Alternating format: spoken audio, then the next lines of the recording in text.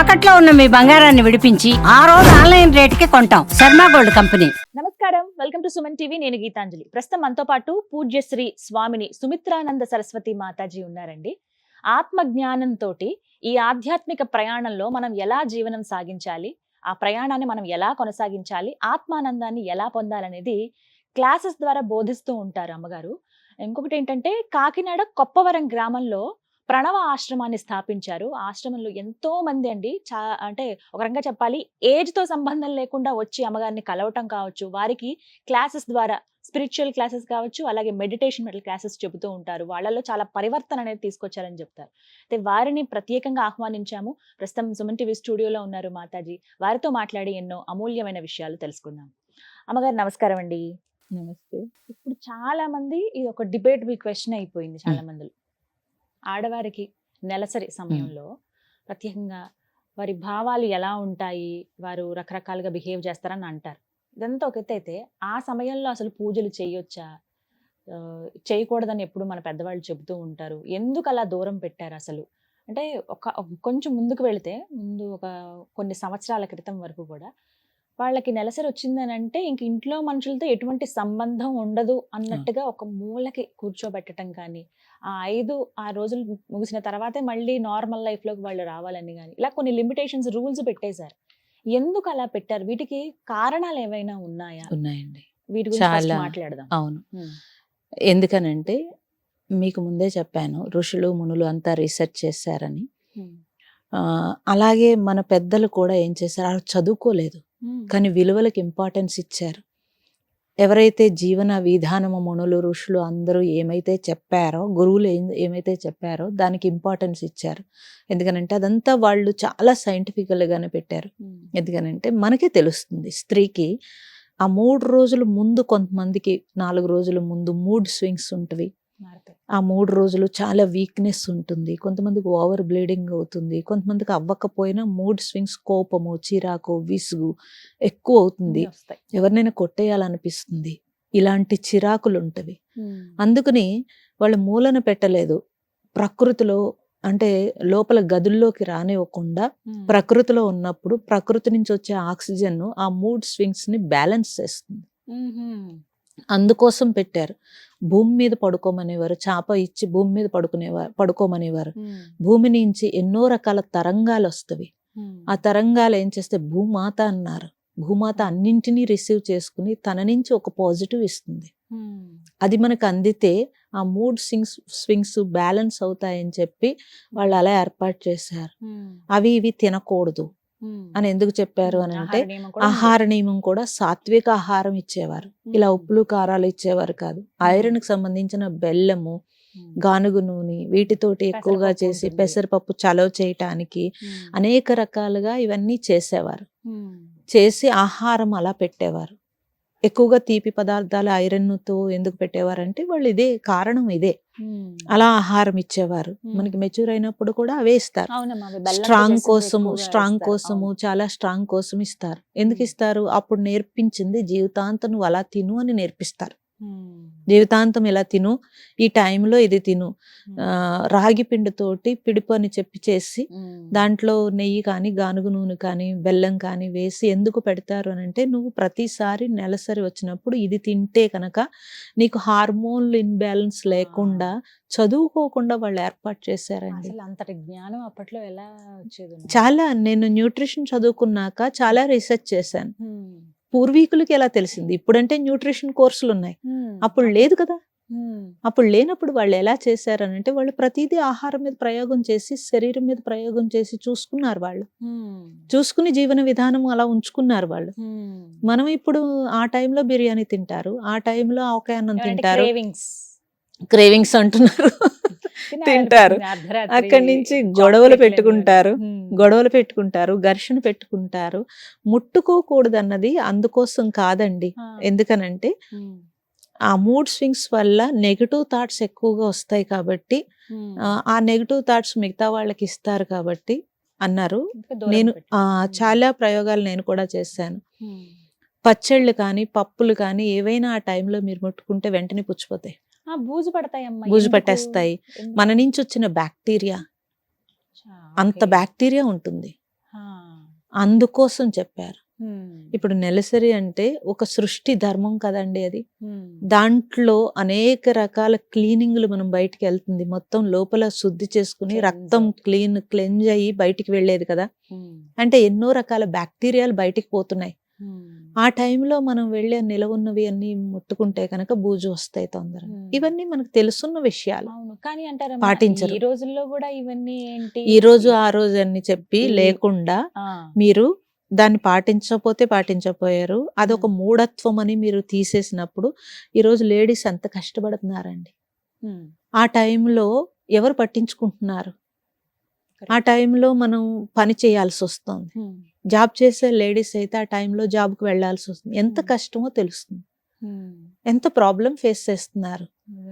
అప్పుడే బెటర్, కనీసం పక్కన కూర్చుంటే ఇంట్లో వాళ్ళందరూ వండి ప్రేమగా పెట్టేవారు, రెస్ట్ ఉండేది. టైంకి అన్ని వచ్చేవి. పోనీ చేదస్తంతోటైనా పెట్టేవారు, రెస్ట్ ఉండేది. ఇప్పుడు ఈమె పొద్దునే లేచి అన్ని పనులు ఎంత చేసుకుని rest? పూజ అదొకటి ఉండదేమో. రెస్ట్ పోయింది అన్ని- కదండి. కరెక్ట్, టోటల్ రెస్ట్ పోయిందా లేదా? పోయింది. మరి మూఢత్వం పేరుతో నువ్వు రెస్ట్ లేకుండా చేసుకున్నావు, శుభ్రంగా అదే బెటర్ కదా. అంటే అంటారు ఇది పెట్టిందే దేవుడు దీనికోసం అని చెప్పి మళ్ళీ ఇవి అవి ముట్టుకోవద్దు ఇవి ముట్టుకోవద్దు ఇలా ఉండు అలా ఉండు అని అనడం ఏంటి అని అడిగే వాళ్ళు ఉంటారు, మూర్ఖంగా మాట్లాడుతూ. ఎందుకు? నిజమే కదమ్మా, మీరు వినరా? అవును, ఇలా అంటారు విన్నాను కదా? విన్నాను ఆ. విన్నాను. పెట్టిందే పెట్టింది- దేవుడు పెట్టాడు, మీరు మళ్ళీ దానికి ఇంత ఇదేంటి. దేవుడు పెట్టిందే చక్కగా మనకి మనుషులు రెస్ట్ కోసం ఏర్పాటు చేశారు. అంటే స్త్రీ అంటే అంత గౌరవం ఉండేది. కానీ ఈ రోజుల్లో మళ్ళీ కొన్ని కొన్ని ఆఫీసులు నేను చూస్తాను, కొన్ని మేనేజ్మెంట్లు మ్మ్. ఎప్పుడైతే ఈ పీరియడ్స్ వస్తాయో ఆ 3 రోజులు సెలవిస్తున్నారు వాళ్ళకి. చాలా సంతోషం, దండం పెట్టచ్చు వాళ్ళకి. నిజంగా అనిపించింది నిజంగా నాకు. దండం కొన్ని పెట్టచ్చు. కంపెనీస్ నేను అలా విన్నాను. అవును, ఆ 3 days వాళ్ళకి లీవ్ ఇస్తారు, ఇస్తారు. లాస్ ఆఫ్ పే ఏమి ఉండదు. మ్మ్. మళ్ళీ రెస్ట్ తీసుకోవచ్చు. rest చాలా తీసుకోవాలి రెస్ట్ అవసరం అండి. అన్నట్టు. ఆ టైంలో చాలా రెస్ట్ అవసరము. రెస్ట్ లేకపోతే హార్మోన్ ఇన్బ్యాలెన్స్ వస్తుంది. ఇప్పుడు మాట్లాడదాం మ్మ్. పూజల గురించి. మ్మ్. ఇన్ని రోజులు అంటే పూజ చేయకూడదు, ఇలా ఉండకూడదు, అలా ఉండకూడదు, పీరియడ్స్ ఉన్నప్పుడు అనే మాట్లాడాం. మ్మ్. అసలు ఎలా ఉండాలి పీరియడ్స్ వచ్చినప్పుడు అనేది చెప్పండి మీరు. ఎలా ఉండాలన్నప్పుడు ఎక్కువగా రెస్ట్ ఉండాలమ్మా. First. ఫస్ట్ ఆహార నియమం కావాలి. మ్మ్. మూడ్ స్వింగ్స్ రాకుండా సాత్విక ఆహారం తీసుకోవాలి. ఉప్పు కారం మసాలాలు తగ్గించేసేయాలి పూర్తిగా. ఖచ్చితంగా ఉండాల్సింది ఆహారంలో అప్పుడు. ఖచ్చితంగా ఉండాల్సింది ఐరన్ సంబంధించిన ఫుడ్. మ్మ్. ఐరన్, కాల్షియం ఈ రెండు ఉంటే కనుక హార్మోన్ ఇన్బ్యాలెన్స్ రాకుండా ఉంటుంది. ఓకే. కాల్షియం సంబంధించింది, ఐరన్ సంబంధించింది తీసుకోవాల్సి ఉంటుంది. ఆ రెండు తీసుకుంటే సరిపోతుంది. అందుకే రాగిలో కాల్షియం ఐరన్ రెండు కలిపి ఉన్నాయి కాబట్టి అవి పెట్టారు. సో మనకి మామూలుగా కూడా పరవాన్నం పెట్టేవారు. అంటే అప్పుడు బ్రౌన్ రైస్ కాబట్టి దంపుడు బియ్యం కాబట్టి దాంట్లో B12 బి కాంప్లెక్స్ ఎక్కువగా ఉంటుంది, పాలు కాల్షియం ఉంటుంది, ఐరన్ బెల్లం వేసి పరవాన్నం పెట్టేవారు. పరవాన్నం వండేవాళ్ళు. అవును. అది వండి పెట్టేవారు, ప్రత్యేకంగా వండి పెట్టేవారు. పసుపు యాంటీసెప్టిక్ కాబట్టి పసుపు ఎక్కువగా వాడటము చాలా మంచిది. ఆడించే వాళ్ళు మళ్ళీ ఒంటికి కంపల్సరీ రాసుకునేవాళ్ళు కదా. నువ్వులతోటి గానుగ నూనె అయితే కనుక అది ఒంటికి రాసుకున్నా కూడా ఈ స్కిన్ ని అబ్జార్బ్ చేసుకుంటుంది. ఆ టైంలో స్కిన్ లూజ్ అవుతుంది. అందుకే పెయిన్స్ వస్తాయి, మీకు బాడీ పెయిన్స్ ఎక్కువగా ఉంటాయి. అవును, అప్పుడు లూజ్ అవుతుంది స్కిన్, ఆ రంధ్రాలు ఓపెన్ అవుతాయి. అప్పుడు మీరు గానుగ నూనె బాగా మర్దన చేసుకున్నప్పుడు అవన్నీ బలం చేకూరుతుంది బాగా. నువ్వుల నూనె కాల్షియం ఎక్కువగా ఉంటుంది కాబట్టి నువ్వుల నూనెతోటి ఆహారం తీసుకునేవారు. సో ఇవి పాటిస్తే కనుక అలాగే మనస్సు ప్రశాంతంగా ఉండడానికి చక్కగా ధ్యానం చేసుకోవచ్చు, ధ్యానం చేయొచ్చు, శుభ్రంగా చేసుకోవచ్చు ధ్యానం. పూజల విషయం మాట్లాడితే అమ్మా, దీపం పెట్టొద్దు, పూజ చేయొద్దు, ఆలయానికి వెళ్ళొద్దు, ఇవి నియమాలు ఉన్నాయని అందరికీ తెలిసే విషయం. అవును. అయితే ఈ మధ్య కాలంలో కొంతమంది అలా ఏం ఉండదు, ఎప్పుడైనా సరే లేదు. పూజల దగ్గర ఎందుకు పెట్టారంటే పూజ నిర్మాణంలోనే, గుడుల నిర్మాణంలో కానీ లేకపోతే మన పూజా విధానంలో కానీ మంత్రం ఉంది, నిర్మాణంలోనే మంత్రశక్తి ఉంది. సో అది వ్యతిరేకత నెగటివ్ వచ్చేటప్పటికి మనకి చాలా కష్టంగా ఉంటుంది. ఆ ఫోర్స్ ను కూడా మనం తట్టుకోలేం కాబట్టి గుడికి వెళ్ళొద్దని చెప్తారు. పూజ చేసుకునేటప్పుడు మనం ఆ ప్లేస్ అంతా పవిత్రంగా ఉంటుంది. మీరు పూజా గదిలోకి చాలా పవిత్రంగా వెళ్తారు. మీ ఇంట్లో మీరు ఒక పాజిటివ్ ఎనర్జీ ఉంటుంది ఆ ప్లేస్ లో. మీరు మళ్ళీ ఈ హార్మోన్ ఇన్బ్యాలెన్స్ తోటి నెగటివ్ తోటి అక్కడికి వెళితే అంతా ఈక్వల్ అయిపోతుంది. అందుకోసం చెప్పారు. అందుకోసం అలా చెప్పారు. ఎన్ని రోజుల వరకు అమ్మా ఈ నియమం అసలు మామూలుగా? తప్పనిసరిగా నేనైతే 5 days అంటాను. 5 రోజులు. 3 days తర్వాత పూజ చేసేయచ్చు అంటారు, కానీ వాళ్ళ కొంతమందికి కుదరదమ్మా. కొంతమందికి 5 రోజుల ఓవర్ వరకు. బ్లీడింగ్ ఉంటుంది, చాలా వీక్నెస్ ఉంటుంది. 5 days రెస్ట్ ఇస్తే కనుక బాడీకి చాలా మంచిది. మరి 5 రోజులు దేవుడికి దూరంగా ఉండలేము మేము అని అనుకునే అప్పుడు వాళ్ళకి మీరు ఏం నామం చెప్తారు? చేసుకోవచ్చు. నామజపం చేసుకోవచ్చు. జపం చేయకూడదు. జపము గురువు దగ్గర మంత్రం తీసుకుంటే మాత్రం మంత్రం చేయకూడదు, నామం చేసుకోవచ్చు. నామం అంటే మన ఇష్ట దైవాన్ని నామము చక్కగా పలకొచ్చు, స్మరించుకోవచ్చు, మంచి పుస్తకాలు చదువుకోవచ్చు, ప్లాంటేషన్ చేసుకోవచ్చు, మొక్కలతో ఉండొచ్చు శుభ్రంగా మీరు, ధ్యానం చేసుకోవచ్చు, ఎక్కువగా రెస్ట్ గా ఉండడానికి ట్రై చేయొచ్చు. ఉద్యోగాలు ఉంటే కనుక, ఉద్యోగం ఉంటే కనుక మేము కూడా చేసాం కాబట్టి చెప్తున్నాను, జాబ్ ఉన్నప్పుడు ఎక్కువ ఒత్తిడి లేకుండా చూసుకోవడానికి మనకి మనమే ట్రై చేసుకోవాలి.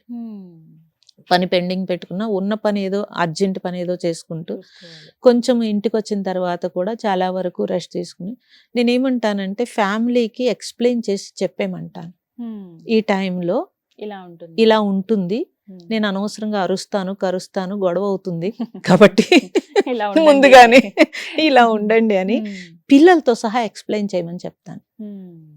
వాళ్ళు కూడా కేర్ తీసుకుంటారు. అప్పుడు వాళ్ళకి తెలుస్తుంది. ఇప్పుడు నువ్వు ఒక మగబిడ్డ కానీ ఆడబిడ్డను కానీ తల్లి పెంచేటప్పుడు చెప్పినప్పుడు రేపొద్దుట వాళ్ళ లైఫ్ పార్ట్నర్ వచ్చినప్పుడు చిన్నప్పటి నుంచి ఓ మా అమ్మకి ఇలా ఉంది అనేది వాళ్ళకి తెలుస్తుంది.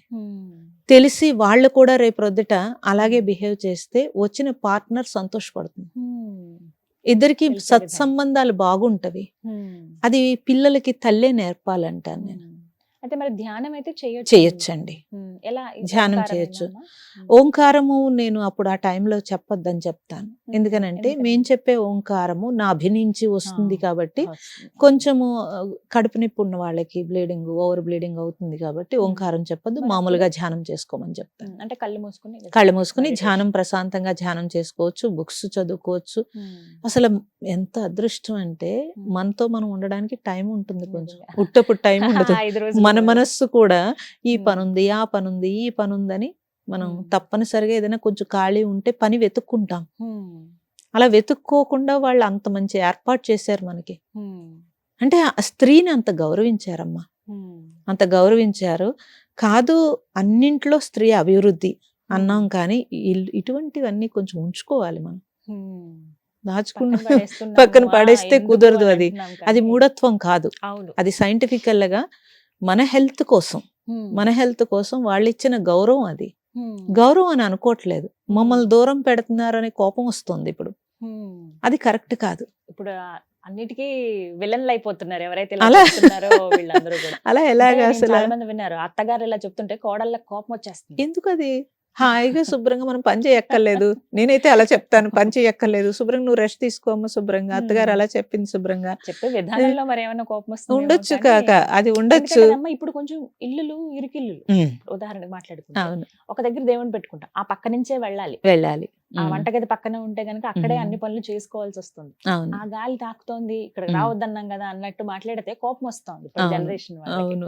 అక్కడ సమస్య అన్నమాట.